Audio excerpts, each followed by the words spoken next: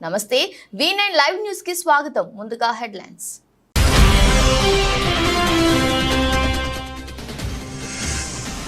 తెలంగాణలో బీఆర్ఎస్ శాఖ ముగిసిందన్న మంత్రి కోమటిరెడ్డి వెంకటరెడ్డి. బీఆర్ఎస్ పార్టీ బీజేపీలో విలీనమవుతుందని జోస్యం.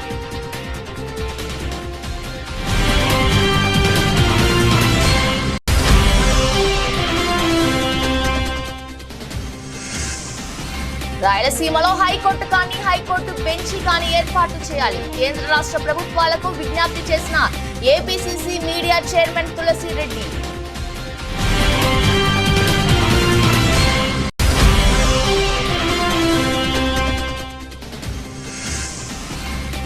కమిషన్ ఏర్పాటే తప్పనుకుంటే కోర్టుకెళ్లొచ్చు కదా. కేసీఆర్ పై ధ్వజమెత్తిన కేంద్ర సహాయ మంత్రి బండి సంజయ్.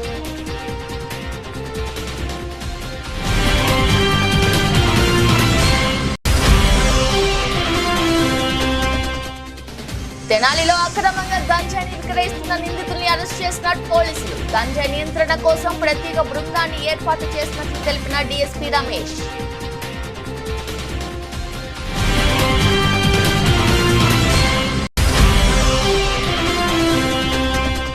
చిన్నారి సహస్ర దారుణ అత్యాచార ఘటనకు నిరసనగా కాగజ్ నగర్ పట్టణంలో కొవ్వొత్తుల ప్రదర్శన. ఫాస్ట్ ట్రాక్ కోర్టు ఏర్పాటు చేసి ఆ నిందితుల్ని ఉరి తీయాలన్న సిర్పూర్ ఎమ్మెల్యే పాల్వై హరీష్ బాబు.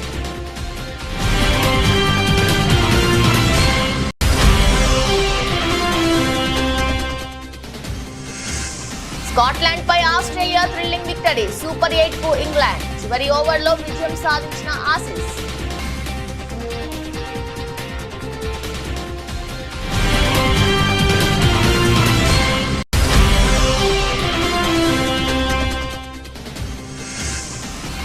కొనుగోలుదారులకు మళ్లీ షాక్. భారీగా పెరిగిన బంగారం వెండి రేట్లు.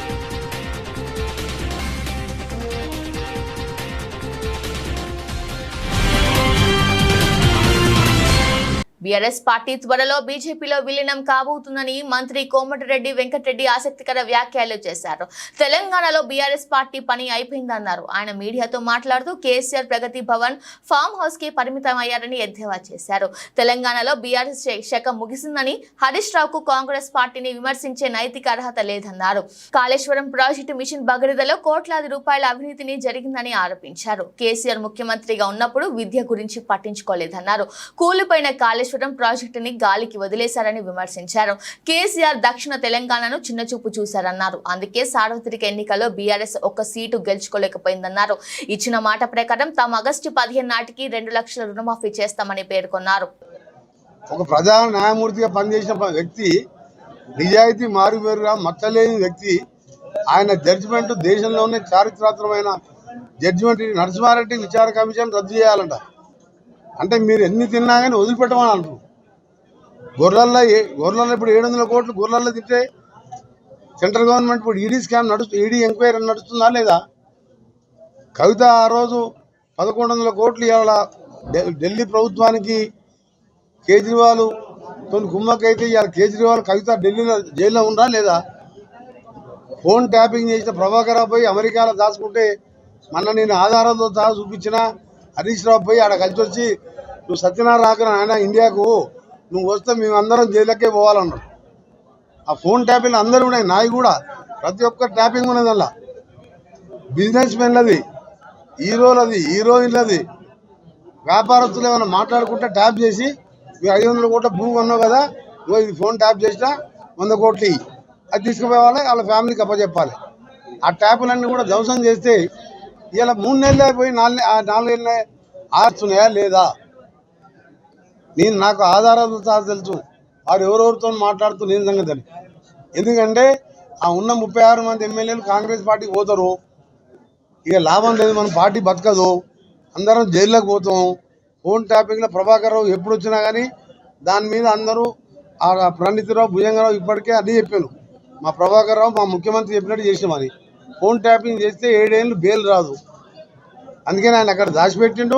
ఇక్కడ విచారణ కమిషన్ వేసి జైల్లోకి పోతానని తెలుసు. 10-15 వేల కోట్ల తిన్నట్టు లెక్కలు. నేను ఎమ్మెల్యే ఉన్నా, ఎంపీగా ఉన్నా అన్ని లెక్కలు తీస్తాను నేను. అది బయట పెట్టాం మేము. అందుకని ఇవాళ విచారణ కమిషన్ రద్దు చేయమని అంటే అందరు నవ్వుతుండ్రు. ఎందుకు దోసుకొని తినాలి? ఎందుకు విచారణ భయపడాలి? రాయలసీమలో హైకోర్టు కానీ హైకోర్టు బెంచ్ కానీ ఏర్పాటు చేయాలని ఏపీసీసీ మీడియా చైర్మన్ తులసిరెడ్డి కేంద్ర రాష్ట్ర ప్రభుత్వాలకు విజ్ఞప్తి చేశారు. ఈ విషయమై వేంపల్లెలో ఆయన మాట్లాడుతూ 1937 నాటి శ్రీబాగ్ ఒప్పందం ప్రకారం రాజధాని హైకోర్టు రెండింటిలో ఒక దానిని రాయలసీమలో ఏర్పాటు చేయాలన్నారు. ఈ ఒప్పందాన్ని అనుసరించి 1953లో ఆంధ్ర రాష్ట్రం ఏర్పడినప్పుడు రాజధాని రాయలసీమ హైకోర్టు కోస్తాలో ఏర్పాటు చేశారన్నారు. రాయలసీమ ప్రాంతంలో వీలైతే హైకోర్టును కానీ లేదా కనీసం హైకోర్టు బెంచ్ని కానీ ఏర్పాటు చేయాల్సిన చారిత్రక ఆవశ్యకత ఉంది. ఎందుకంటే 1937 నవంబర్ 16వ తారీఖున మద్రాసులో జరిగినటువంటి శ్రీబాగ్ ఒప్పందం ప్రకారం ఒక రాష్ట్రానికి రాజధాని హైకోర్టు రెండు కళ్ళ లాంటివి. భవిష్యత్తులో తెలుగువారికి ఒక ప్రత్యేక రాష్ట్రం అంటూ ఏర్పాటైతే అందులో ఈ రెండింటిలో ఒకదానిని రాయలసీమ ప్రాంతంలో మరొక దానిని కోస్తా ప్రాంతంలో ఏర్పాటు చేయాలని ఆ ఒప్పందంలో రాసుకోవడం జరిగింది. ఆ ప్రకారంగా 1953 అక్టోబర్ 1న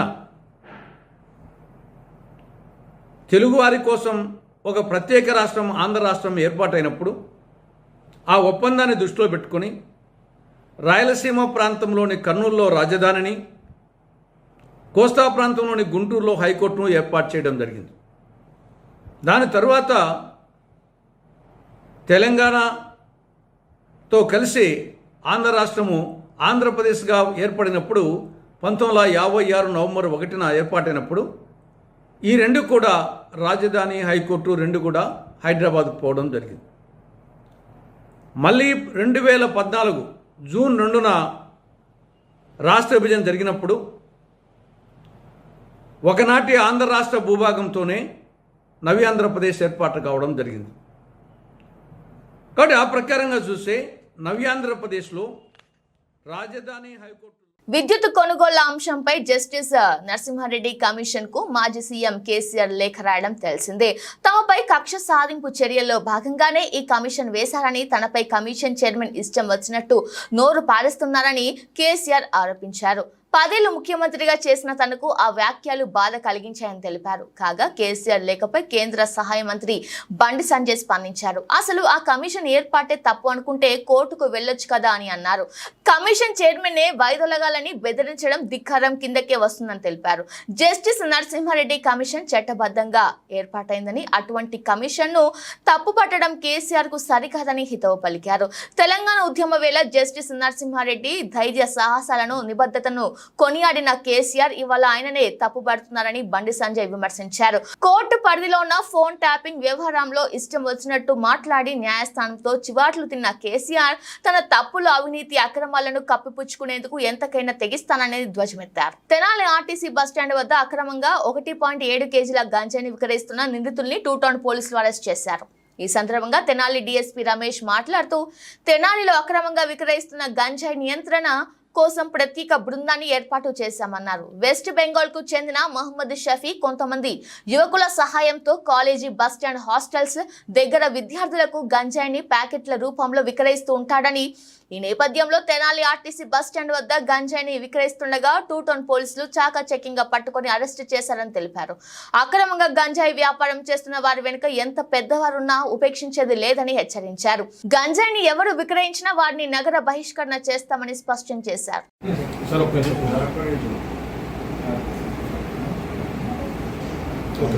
నమస్తే అండి, రమేష్ స్టీపీ తెనాలి. తెనాలి సబ్ డివిజన్ పరిధినటువంటి తెనాలి 2 టౌన్ పరిధిలో కన్సర్న్ ఇన్స్పెక్టర్ గారు సుధాకర్ గారు అందరినీ గంజాతో గల వ్యక్తులు ఇద్దరిని అరెస్ట్ చేయడం జరిగింది. ఈ గంజాపై మీ అందరికీ తెలిసిన విషయమే తెనాలిలో ఉక్కుపాదం పెట్టాము. ఇప్పటి వరకు కూడా సుమారు 40 మొన్న మార్చి నుంచి సుమారు 40 మందిని కేసెస్లో జైలుకి పంపిస్తాం జరిగింది. వాళ్ళు స్టిల్ ఇంకా జైల్లోనే ఉన్నారు.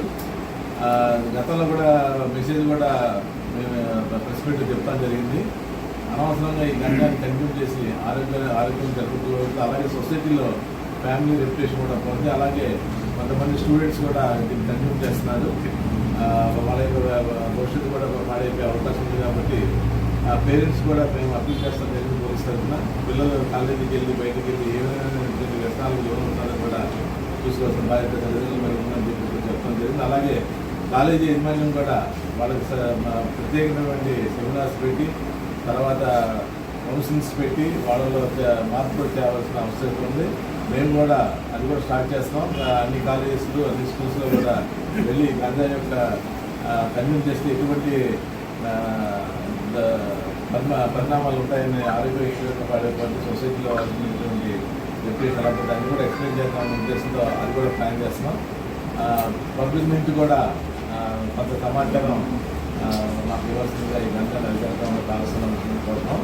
నిన్న ఇన్స్పెక్టర్ గారు రూరల్ ఇన్స్పెక్టర్ గారు ఈ బస్ స్టాండ్ సెంటర్ ఏరియాలో ఇద్దరు వ్యక్తుల దగ్గర రాజ్యాన్ని స్వాధీనం చేసుకోవడం జరిగింది. అతను పఠాన్ నస్కర్ అనే అతను వెస్ట్ బెంగాల్ గత 5 ప్రభుత్వాన్ని ప్రశ్నిస్తే కేసులు పెడుతున్నారని బీఆర్ఎస్ నేత మన్నే క్రిషాంక్ ఆరోపించారు. ఈ విషయమై ఆయన మాట్లాడుతూ ఆర్టీసీ టికెట్స్ పెంపుపై ప్రశ్నిస్తే కేసులు పెడతామని భయపెడుతున్నారని, కాంగ్రెస్ ప్రభుత్వం కేసుల ప్రభుత్వంగా మారిందన్నారు. బీఆర్ఎస్ ప్రభుత్వంలో టెండర్ల ప్రక్రియ ఓపెన్ గా జరిగిందని గుర్తు చేశారు. కాంగ్రెస్ ప్రభుత్వం చేస్తున్న అవినీతిపై మేం మాట్లాడితే ఫోన్ ట్యాపింగ్, విద్యుత్ కొనుగోలు, కాళేశ్వరం అంటూ టాపిక్ డైవర్ట్ చేస్తున్నారని విమర్శించారు.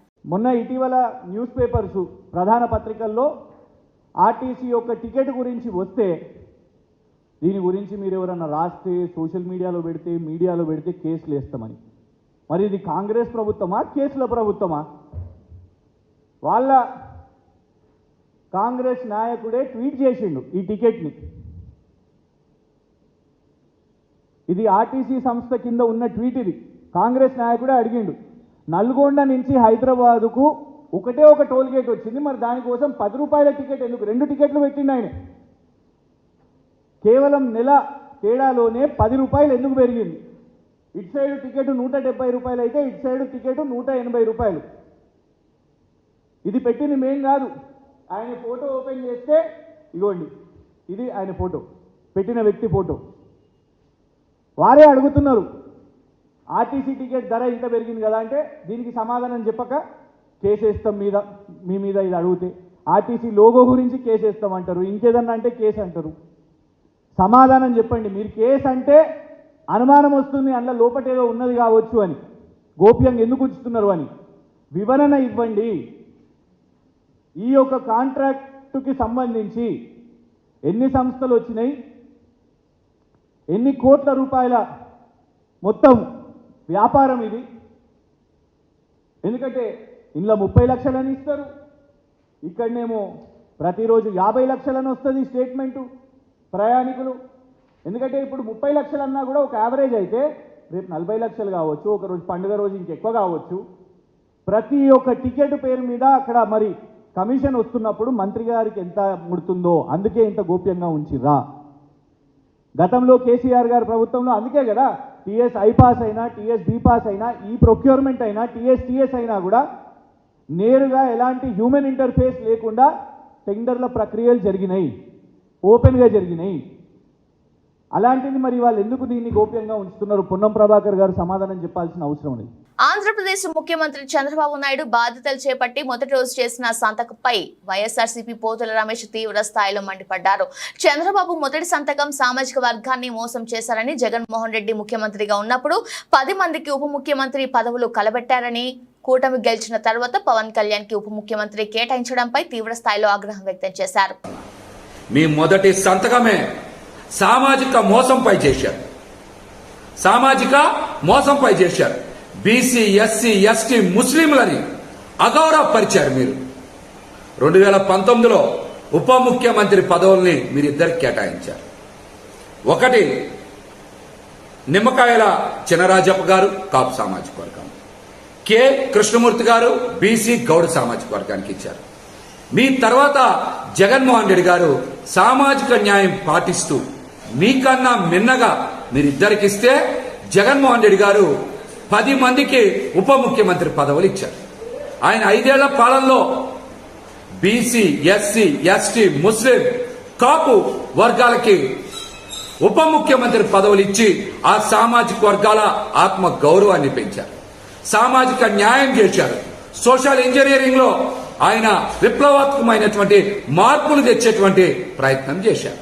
మీరు అంతకన్నా మిన్నగా చేయాలి. కానీ బీసీ, ఎస్సీ, ఎస్టీ, ముస్లిం వర్గాలకి ఉప ముఖ్యమంత్రి పదవులు ఇవ్వకుండా కేవలం పవన్ కళ్యాణ్ గారికి మాత్రమే ఉప ముఖ్యమంత్రి పదవి ఇచ్చి బీసీలని, ఎస్సీలని, ఎస్టీలని, ముస్లింలని మీరు అవమానించిన మాట వాస్తవం. ఈ వర్గాలకి కేబినెట్ కూర్పులో ఉప ముఖ్యమంత్రి పదవులు ఎందుకు ఇలా? గతంలో మీరు ఒక బీసీకి, ఒక కాపు సామాజిక వర్గానికి చెందిన వారికి ఉప ముఖ్యమంత్రి పదవి ఇచ్చారు కదా. మీకన్నా మిన్నగా జగన్మోహన్ రెడ్డి గారు మరి 10 మందికి ఉప ముఖ్యమంత్రి పదవులు ఇచ్చారు. బీసీ, ఎస్సీ, ఎస్టీ, ముస్లింలని గౌరవించారు, సామాజిక న్యాయం చేశారు. కానీ మీరు మాత్రం అధికారం చేపట్టినటువంటి మొదటి రోజే సామాజిక మోసం చేశారు. బీసీ, ఎస్సీ, ఎస్టీ, ముస్లింలకి ఎందుకు ఉప ముఖ్యమంత్రి పదవులు ఇవ్వలేదో మీరు ఈ రోజున రాష్ట్రంలో ఉండేటువంటి ఈ వర్గాలందరికీ కూడా సమాధానం చెప్పాలి. పెద్దపల్లి జిల్లా సుల్తానాబాద్ మండలం కాట్నాపల్లి గ్రామంలో గల ఓ రైస్ మిల్లులో దహేగా మండలానికి చెందిన చిన్నారి సహస్ర దారుణ హత్యాచార ఘటనకు గుర్తైన విషయం తెలిసింది. దీనికి అనుగుణంగా కొమరం భీం ఆసిఫాబాద్ జిల్లా కాగజ్ నగర్ పట్టణంలోని రాజీవ్ గాంధీ చౌరస్తాలో దహేగా మండలానికి చెందిన చిన్నారి సహస్ర దారుణ అత్యాచార సంఘటనకు నిరసనగా కొవ్వొత్తుల ప్రదర్శనను నిర్వహించడం జరిగింది. ఈ సందర్భంగా సిరిపూర్ శాసనసభ్యులు డాక్టర్ పాల్వై హరీష్ బాబు మాట్లాడుతూ సమాజంలో ఇటువంటి మానవ మృగాలకు తావు లేకుండా చేయాల్సిన అవసరం ఎంతైనా ఉందన్నారు. ఫాస్ట్ ట్రాక్ కోర్టు ఏర్పాటు చేసిన ఆ నిందితుడిని ఉరి తీయాల్సిన అవసరం ఉందని తెలియజేశారు. అలాగే ప్రభుత్వం సహస్ర కుటుంబ సభ్యులను అన్ని విధాలుగా ఆదుకోవాలని అన్నారు. సుల్తానాబాద్లో ఒక రైస్ మిల్లులో నిన్న జరిగిన దారుణ ఘటన సభ్య సమాజాన్ని తలదించుకునేలా చేసింది. దహేగాం మండల కేంద్రానికి చెందిన కూలీ దంపతులు వారి బిడ్డ సహస్ర చిన్నారి 6 సంవత్సరాల పాపను అపహరించిన దుండగుడు అత్యాచారం చేసి చంపడం జరిగింది. వెంటనే మేము డిమాండ్ చేసేది ఏంటంటే ప్రభుత్వం వారి కుటుంబాన్ని ఆదుకోవాలి, అట్లనే నిందితుని కఠినాతి కఠినంగా శిక్షించడానికి ఫాస్ట్ ట్రాక్ కోర్టు ఏర్పాటు చేసి ఆయన ఉరి శిక్ష పడే విధంగా చేయాలని డిమాండ్ చేస్తున్నాం. దాంట్లోనైనా ఇటువంటి దారుణమైన ఘటనలు పునరావృతం కాకుండా చూడవచ్చని మేము అనుకుంటున్నాం. కాబట్టి ప్రభుత్వం చొరవ తీసుకోవాలి, పోలీసు అధికారులు చొరవ తీసుకోవాలి. సమాజంలో ఇటువంటి పొరపాట్లకి, ఇటువంటి విపరీతమైన చర్యలు పాల్పడే వారికి స్థానం ఉండవద్దు అని విషయం గుర్తించాలి. కోర్టులు కూడా ఈ స్పెషల్గా ఈ విషయాన్ని గుర్తించి కఠినమైన శిక్ష విధించాలని డిమాండ్ చేస్తున్నాం. నారాయణపేట జిల్లా ఉట్కూరు మండలం చిన్నపొడ్ల గ్రామంలో జరిగిన హత్య భూ తగాదాల కారణంగా జరిగిందని ఎస్పీ యోగేష్ గౌతమ్ అన్నారు. శనివారం ఉట్కూరు పోలీస్ స్టేషన్లో ఏర్పాటు చేసిన విలేకరుల సమావేశంలో హత్యకు కారణమైన వారిని అరెస్టు చేసి మీడియా ముందు ప్రవేశపెట్టి హత్యకు దారితీసిన వివరాలను వెల్లడించారు. 2 కుటుంబాల మధ్య ఆస్తి పంపకాల్లో వచ్చిన విభేదాల కారణంగా దాడి చేసి సంజీవ్ను హత్య చేశారని చెప్పారు. నారాయణపేట జిల్లా ఉట్కూర్ మండలాల్ చిన్నపొడ్ల గ్రామంలో 13th ఆఫ్ దిస్ మంత్ ఆ రోజు మధ్యాహ్నం భూమి వివాద విషయంలో కుటుంబం మధ్యలోనే స్టెప్ బ్రదర్స్ వాళ్ళ మధ్యలో గొడవ జరిగినాయి. ఆ గొడవ జరిగిన వల్ల గువ్వాలి సంజీవ్ సన్ ఆఫ్ పెద్ద స్వరప్ప ఏజ్ 28 ఆక్యుపేషన్ వ్యవసాయం ఆయన చనిపోయారు. బేసిక్లీ ఆ 2 గ్రూప్స్లో ఇష్యూ ఏంటంటే నర్సప్ప ఒక వ్యక్తి, ఆయనకి 8 ఎకరాల భూమి ఉన్నది 9. సో దానికి ఆయనకి ఇద్దరు భార్య సౌరమ్మ అండ్ తిప్పమ్మ. సౌరమ్మ నుంచి ఒకరు సన్, తర్వాత తిప్పమ్మ నుంచి 2 సన్. సో నర్స అందరికీ ఈక్వల్ సమానం భాగంలో ల్యాండ్ ఇచ్చారు. కానీ ఫస్ట్ వైఫ్ వాళ్ళ కొడుకు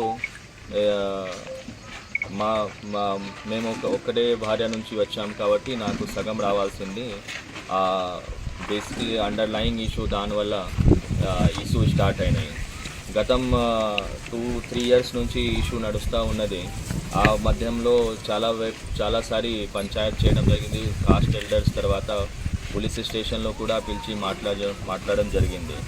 లాస్ట్ ఇయర్ ఈ సంబంధంలోనే కూడా సేమ్ ఒకటి కేసు కూడా ట్రెస్పాస్ కేసు కూడా చేయడం జరిగింది. At the same time first 2024 సార్వత్రిక ఎన్నికల్లో కూటమి అభ్యర్థిగా భారీ విజయాన్ని కైవసం చేసుకున్న మాచర్ల శాసనసభ్యులు జూలకంటి బ్రహ్మానందరెడ్డి భారీ ర్యాలీతో మాచర్ల పట్టణానికి చేరుకున్నారు. అనంతరం బ్రహ్మానందరెడ్డి మీడియాతో మాట్లాడుతూ ఇంతటి ఘన విజయాన్ని చేకూర్చిన నియోజకవర్గం ప్రజలకు ధన్యవాదాలు తెలిపారు. మాచర్ల నియోజకవర్గంలో ఘోర పరాజయం పాలైన మాజీ ఎమ్మెల్యే పిన్నెల్లి రామకృష్ణారెడ్డి 6 నెలలు ఆగితే నేను ఏమిటో చూపిస్తానని అంటున్నాడంట. నువ్వు ఏమి చేయలేవు పిన్నెల్లి, నీకు 6 నెలలు కాదు, నీకు దమ్ముంటే ఇప్పుడే రా చూసుకుందామని మండిపడ్డారు. దుర్మార్గంతో దౌర్జన్యంతో దోపిడీ పరిపాలనే వ్యతిరేకంగా ఈరోజు ఈ రాష్ట్రానికి అభివృద్ధి కావాలి, మా బిడ్డలకి భవిష్యత్తు కావాలి, ఈ రాష్ట్రానికి సంక్షేమం కావాలి, మేము ఈ బానిస సంఖ్యల నుంచి బయటపడాలని ఒకే ఒక ఉద్దేశంతో ఈరోజు ప్రజలందరూ కూడా మరి తెలుగుదేశం ఎన్డీఏ కూటమికి అఖండమైన మెజార్టీ మరి ఇచ్చి 164 సీట్లు ఇచ్చి ఆశీర్వదించారు. ఈరోజు చంద్రబాబు నాయుడు గారు మొట్టమొదటి సంతకం ఏదైతే ఈ రాష్ట్ర యువతని 5 సంవత్సరాలుగా ఈ వైసీపీ పరిపాలన మోసం చేసిందో దాని మీద మెగా డిఎస్సి మీద 16,000 ఉద్యోగాలు ఈ యువతకి ఇచ్చేదానికి మరి తొలి సంతకం పెట్టడం, అలాగే భవిష్యత్తులో అధికారంలోకి వస్తే వైసీపీ ఆలోచన ఏంటంటే ల్యాండ్ టైటిలింగ్ యాక్ట్ను పెట్టి ప్రజలందరి ఆస్తుల్ని కూడా తాకట్టు పెట్టి మళ్ళీ అప్పులు తేవాలనే దుర్మార్గపు ఆలోచన ఏదైతే చేసిందో ల్యాండ్ టైటిలింగ్ యాక్ట్ని రద్దు చేయటం. మూడవది మరి పేదలకి ఒక్కసారిగా 1000 రూపాయలు పెన్షన్ని పెంచుతూ ఎన్నికల ముందు ఏదైతే వాగ్దానం చేశారో పెరిగిన ధరలు మరి ఆర్థిక పరిస్థితుల్ని దృష్టిలో ఉంచుకొని పేదలందరికీ కూడా అవ్వాతాతలందరికీ కూడా మొట్టమొదటి నెల జూలై నెలలో 7,000 రూపాయలు, తరువాత నుంచి 4,000 రూపాయలు ఇవ్వటానికి మరి తెలుగుదేశం పార్టీ మంత్రివర్గం చంద్రబాబు నాయుడు గారి నాయకత్వంలో నిర్ణయించింది. ముస్లింలు హిందూ యువకులపై చేసిన దాడికి పోలీసుల వైఫల్యానికి నిరసనగా మెదక్ పట్టణ సంపూర్ణ బంద్ కు బీజేవైఎం విశ్వ హిందూ పరిషత్ బజరంగ దళ్ పిలుపునిస్తున్నట్లు బీజేపీ జిల్లా అధ్యక్షుడు గడ్డం శ్రీనివాస్ తెలిపారు. ఆయన మాట్లాడుతూ వ్యాపార వాణిజ్య సంస్థలు ప్రజలు సహకరించాలని కోరారు. పట్టణ నాయకులు తదితరులు పాల్గొన్నారు. అయితే ఫస్ట్ మేము తెమాన్లో అయినప్పుడు ఒక బండి వచ్చింది, అందులో ఆవులు ఉన్నాయి, ఇవి ఎక్కడికి రాని అడిగినాం. వాడు కూడా వచ్చి కొట్టిండు, అది ఆపినందుకే కొట్టిరు. మనలో 15 మంది ఉండే, వాడు ఒక నెత్తి మీద కొట్టిన ఒకటి కొడిచిన పోయిండు. కత్తులు ప్రతి ఒక్క దగ్గర కత్తులు ఉన్నాయి, మేము కట్టెలు పట్టుకున్నాం. ఇప్పుడు ప్రతి ఒక్క పోలీసు వాడు వచ్చి గుంజేస్తుండు, ప్రతి ఒక్క నన్ను కూడా కొట్టిర్రు. వాళ్ళు పొడిచిన అయితే మనం ఊకునేయలేదు. ఏ ఒక్క గోమాతను కూడా రోడ్డు మీద నుంచి దాటనియదు. ఇదే మా డిమాండ్. గోమాతను పనిచేయద్దు.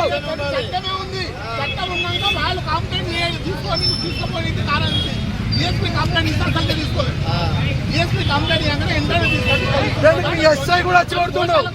కొట్టాలంటే కూడా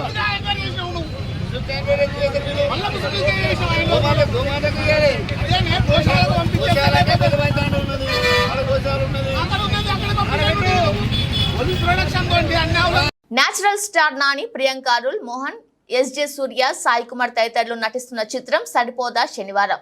వివేక్ ఆత్రేయ దర్శకత్వంలో వస్తున్న ఈ చిత్రం నుంచి తాజాగా గరం గరం అనే పాట లిరికల్ వీడియో రిలీజ్ అయింది. సంగీత దర్శకుడు జేక్స్ బిజోయ్ బాణీలకు భరద్వాజ్ పాత్రుడు సాహిత్యం అందించారు. ఈ హీరో ఎలివేషన్ సాంగ్ ను విశాల్ దడ్లాని ఆలపించారు.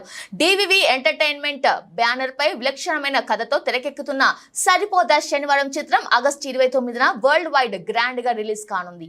బంగారం వెండి కొనుగోలుదారులకు మళ్లీ షాక్ ఎదురైంది. ఎందుకంటే గత కొన్ని రోజులుగా తగ్గిన బంగారం వెండి ధరలు మళ్లీ పుంజుకున్నాయి.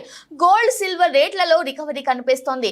2 రోజుల క్షీణత తర్వాత మార్కెట్లో బలమైన పెరుగుదల నమోదైంది. దీంతో తెలంగాణ రాజధాని హైదరాబాద్ లో 22 క్యారెట్ల బంగారం ధర 610కి పెరిగి 66,500కి చేరుకుంది. ఇక 24 క్యారెట్ల గోల్డ్ రేట్ 72,550గా ఉంది. గ్లోబల్ మార్కెట్ల సానుకూల ధోరణులతో పాటు పలు అంశాల నేపథ్యంలో భారత మార్కెట్లో బంగారం ధరలు పెరిగాయి. ఐసీసీ T20 వరల్డ్ కప్ 2024లో డిఫెండింగ్ ఛాంపియన్ ఇంగ్లాండ్ సూపర్ 8 దశలో అడుగుపెట్టింది. ఆదివారం స్కాట్లాండ్ పై ఆస్ట్రేలియా చివరి ఓవర్లో ఉత్కంఠ భరిత విజయం సాధించడంతో ఇంగ్లాండ్ కు మార్గం సుగమమైంది. తొలుత బ్యాటింగ్ చేసి స్కాట్లాండ్ నిర్దేశించిన 181 పరుగుల లక్ష్యాన్ని ఆసీస్ ఆటగాళ్లు 19.4 ఓవర్లలో 5 వికెట్లు కోల్పోయి ఛేదించారు. 49 బంతులు ఎదుర్కొన్న ట్రావిస్ హెడ్ 5 ఫోర్లు 4 సిక్సర్లు సహాయంతో 68 పరుగులు బాదాడు. ఇక మార్కస్ స్టోయిన్స్ 29 బంతులు ఏకంగా 59 పరుగులు బాదాడు. ఇందులో 9 ఫోర్లు 2 సిక్సర్లు ఉన్నాయి. వీరిద్దరూ కీలక దశలో అవుట్ అయినప్పటికీ టీమ్ డేవిడ్ చివరి వరకు క్రీజ్ లో ఉండి ఆస్ట్రేలియాను విజయ తీరాలకు చేర్చారు. స్కాట్లాండ్ బౌలర్ల మార్క్ వాట్, సఫియాన్ షరీఫ్ చెరో 2 వికెట్లు, బ్రాడ్ వీల్ 1 వికెట్ తీశారు. కాగా స్కాట్లాండ్ పై ఆస్ట్రేలియా గెలుపుతో ఇంగ్లాండ్ కు కలిసి వచ్చి సూపర్ 8 దశలో అడుగుపెట్టింది. బులెటిన్ ముగించే ముందు హెడ్లైన్స్ మరోసారి.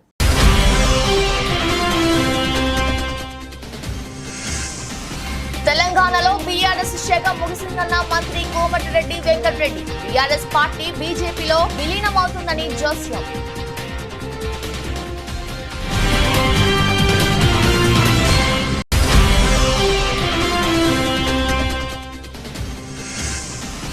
రాయలసీమలో హైకోర్టు కానీ హైకోర్టు బెంచి కానీ ఏర్పాటు చేయాలి. కేంద్ర రాష్ట్ర ప్రభుత్వాలకు విజ్ఞప్తి చేసిన ఏపీసీసీ మీడియా చైర్మన్ తులసిరెడ్డి.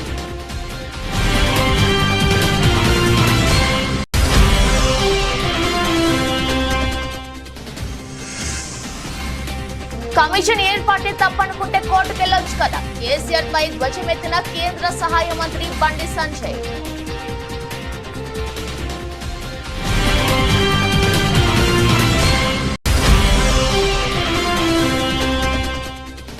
తెనాలిలో అక్రమంగా గంజాయిని విక్రయిస్తున్న నిందితుల్ని అరెస్ట్ చేసిన పోలీసులు. గంజాయి నియంత్రణ కోసం ప్రత్యేక బృందాన్ని ఏర్పాటు చేసినట్లు తెలిపిన డీఎస్పీ రమేష్.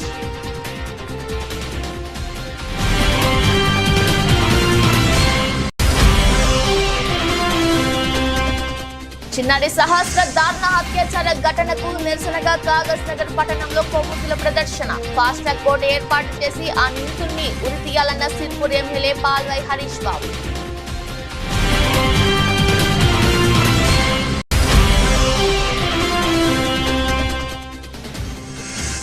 స్కాట్లాండ్ పై ఆస్ట్రేలియా థ్రిల్లింగ్ విక్టరీ. సూపర్ 8 కు ఇంగ్లాండ్ చివరి ఓవర్లో విజయం సాధించిన ఆసీస్.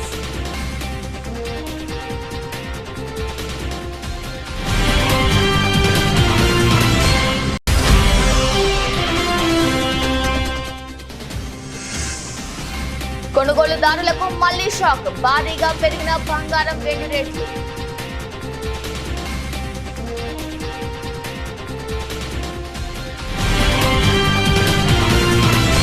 ఇది వాల్చి బులెటిన్. మరో బులెటిన్ లో మళ్ళీ కలుద్దాం. అంతవరకు చూస్తూనే ఉండండి. నమస్కారం.